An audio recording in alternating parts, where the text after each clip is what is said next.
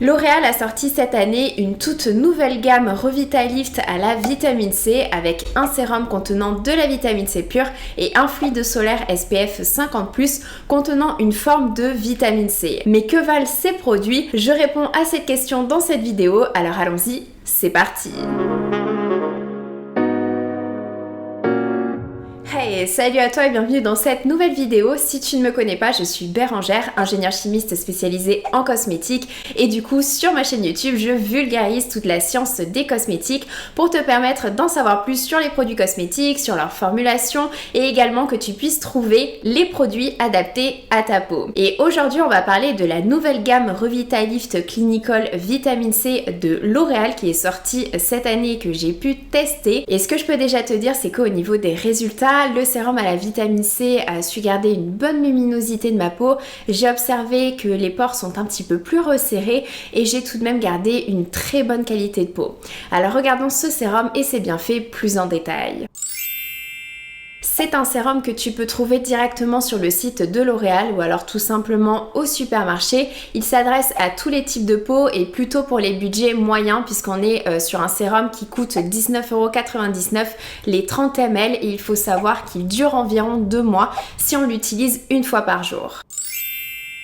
C'est un sérum qui est premièrement anti-âge qu'on peut utiliser en prévention, donc pour prévenir le vieillissement cutané et aussi en mode correctif lorsque les rides sont déjà existantes. C'est aussi un sérum qui agit sur le teint, donc il peut raviver l'éclat du teint, améliorer la luminosité et aussi unifier, c'est-à-dire diminuer les taches brunes. Et pour finir, c'est aussi un sérum qui peut agir sur les pores dilatés, donc resserrer les pores dilatés.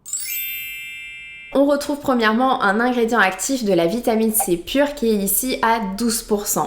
C'est un actif dont on a déjà parlé sur ma chaîne puisque c'est un actif reconnu avec des études scientifiques derrière à l'appui qui agit effectivement en prévention pour diminuer, pour prévenir le vieillissement cutané puisque la vitamine C est un antioxydant. C'est-à-dire qu'elle va limiter le vieillissement accéléré par les agressions extérieures qui sont les UV, la pollution ou encore le tabac. Mais c'est aussi un ingrédient anti-âge correctif puisque la vitamine C stimule la production de collagène qui est cette protéine essentielle de notre peau qui assure la fermeté. Et pour finir, la vitamine C est aussi utilisée pour le teint terne et pour les taches brunes puisque c'est un ingrédient qui agit sur la synthèse de mélanine, donc il peut absolument diminuer la présence de taches brunes et raviver l'éclat du teint. Comme je le disais, on retrouve toutes ces données dans la littérature scientifique avec des vitamines C utilisées de l'ordre de 5 à 20%. Donc là on est sur un pourcentage de 12%, ce qui est un pourcentage très bien pour avoir une efficacité. Bien entendu, la vitamine C que l'on retrouve dans ce sérum, c'est la forme pure, c'est-à-dire le L-acide ascorbique, tout simplement parce que aujourd'hui on dit souvent que c'est la forme la plus efficace puisque en réalité c'est avec cette forme-là que l'on a le plus de données dans la littérature scientifique. Mais cette forme a un sacré désavantage, c'est qu'elle n'est pas stable, elle s'oxyde très rapidement en présence d'eau et en présence d'air. Ce qui est extrêmement problématique pour les marques qui veulent formuler avec de la vitamine C pure puisque si la vitamine C s'oxyde trop rapidement, donc par exemple en 2 semaines, eh bien le sérum n'est plus utilisable, donc le consommateur ne va tout simplement pas racheter cette vitamine C. Donc le but des marques c'est de formuler, de stabiliser cette vitamine C pure pendant la période d'utilisation du produit. C'est-à-dire que pour un sérum de 30 ml, il faut que la vitamine C reste à peu près stable pendant une durée de 2 à 3 mois, le temps que le consommateur puisse utiliser et finir le produit. Donc pour stabiliser cette vitamine C, ici le groupe L'Oréal est parti sur l'association vitamine C et vitamine E. Ça se fait beaucoup en cosmétique quand on cherche à protéger en antioxydants comme la vitamine C, eh bien on rajoute d'autres antioxydants comme la vitamine E. Et cette association vitamine C, vitamine E, on la retrouve dans presque tous les produits qui contiennent de la vitamine C pure. Il y a aussi une autre solution, c'est partir sur un packaging airless qui va protéger la formule de l'air extérieur. Mais ici, ce n'est pas ce qu'ils ont fait. Ils ont tout simplement décidé de partir sur un packaging opaque pour protéger de la lumière qui accélère l'oxydation. Et c'est à peu près tout ce qu'ils ont fait pour protéger, pour stabiliser leur vitamine C. D'habitude, les marques jouent également sur le pH, puisque SkinCeuticals, qui a sorti son CE férulique qui est très connu à la vitamine C pure avec de la vitamine E notamment, eh bien ils ont remarqué que la vitamine C était plus stable lorsque le pH était acide.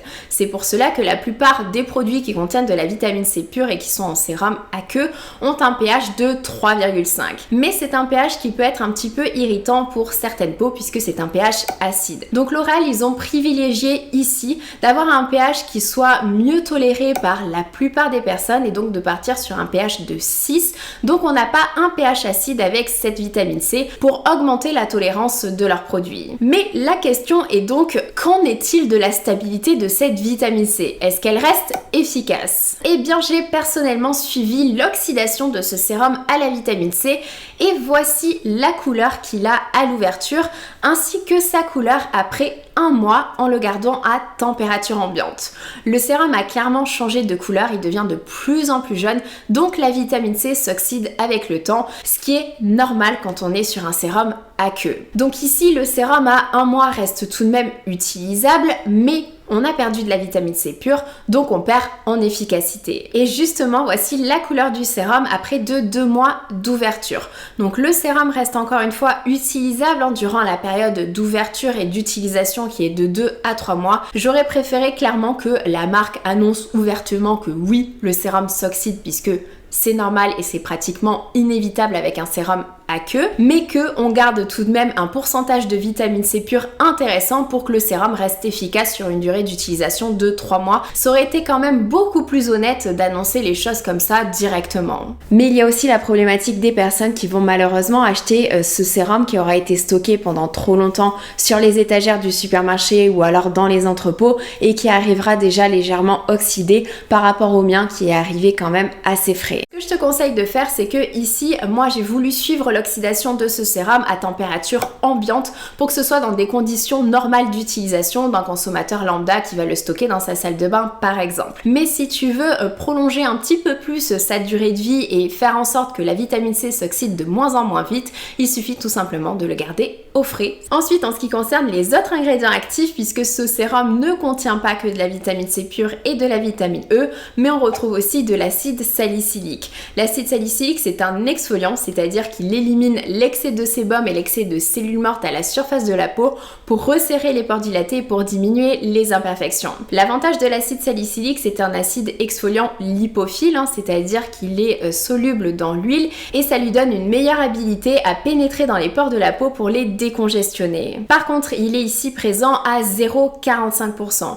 C'est vrai que les données dans la littérature scientifique et l'utilisation normale de l'acide salicylique, on le retrouve beaucoup plus à des pourcentages compris de 0,5 à 2%. Et forcément, plus le pourcentage est un petit peu plus haut, plus l'efficacité sera rapide. Donc ici, le fait qu'il soit à 0,45%, c'est un avantage et un inconvénient.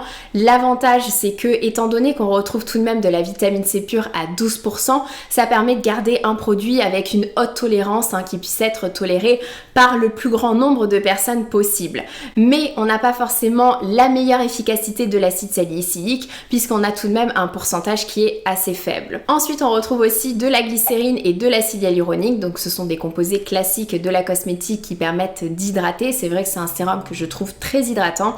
Et pour finir, on a aussi un peptide très classique dans les marques du groupe L'Oréal puisque c'est un peptide qu'on retrouve notamment chez La Roche-Posay. C'est un peptide qui est apaisant, donc toujours dans le but de faire un sérum avec une haute tolérance. Par contre, c'est un sérum qui contient du parfum ainsi que de l'alcool, donc ça gâche un petit peu tous les efforts qu'ils ont fait pour avoir un sérum haute tolérance. Ça ne veut pas dire que les peaux sensibles ne pourront pas l'utiliser et vont immédiatement faire une réaction allergique, irritation, etc. Mais malheureusement, on peut pas savoir, ça va dépendre de chacun.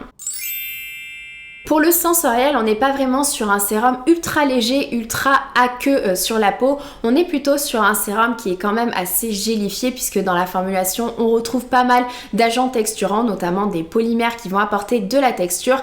Et on a également un fini plutôt poudré matifiant grâce à un polymère, le polysilicone 11 et à la silice. Ce qui fait que c'est un produit qui est moins léger sur la peau que les sérums de type Geek & Gorgeous ou alors Vichy. Il s'apparente beaucoup plus, je trouve, au Pure Vitamine C10 de La Roche-Posay, mais en moins cher, ce qui n'est pas étonnant puisque La Roche-Posay fait partie du groupe L'Oréal. Donc suivant ce que tu préfères en sensorialité, eh bien ce sérum n'est peut-être pas l'idéal pour toi.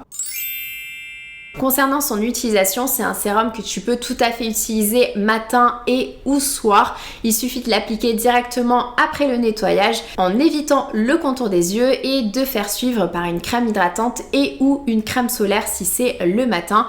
Et tu as par exemple la crème solaire de la même gamme qui contient non pas de la vitamine C pure mais une forme dérivée de vitamine C et on peut absolument utiliser les deux ensemble le matin. C'est un solaire que je conseille beaucoup plus aux peaux normales à peau sèche plutôt non sensible car il contient de l'alcool et du parfum et pour tous ceux qui cherchent un fini hydratant, lumineux puisque ce n'est pas vraiment un solaire qui est matifiant. Ce qui fait que c'est plutôt un solaire que j'utilise en automne et hiver, il me convient très bien, mais en été il me fera clairement un petit peu trop briller, je ne suis pas très fan de cet aspect lumineux et je préfère avoir du matifiant. Par contre c'est vrai que c'est un solaire que je trouve quand même très hydratant et c'est pas étonnant puisque dans la formulation on retrouve de la glycérine et de l'acide hyaluronique encore une fois, donc c'est un solaire qui peut permettre d'avoir une routine très courte et très minimaliste, c'est-à-dire nettoyant, sérum vitamine C et fluide solaire, donc 3 étapes et c'est plié. Ça peut être cool pour ceux qui recherchent justement ce genre de routine efficace et rapide. En conclusion, ce sont des produits que j'ai apprécié utiliser et qui m'ont donné des résultats très satisfaisants. Par contre, ils ont tout de même certains inconvénients, donc ils plairont pas à certains et ils plairont à d'autres, comme d'habitude. Si tu l'as testé, n'hésite pas à me faire un retour en commentaire. Surtout, prends soin de toi. Je te fais de très gros bisous. Ciao!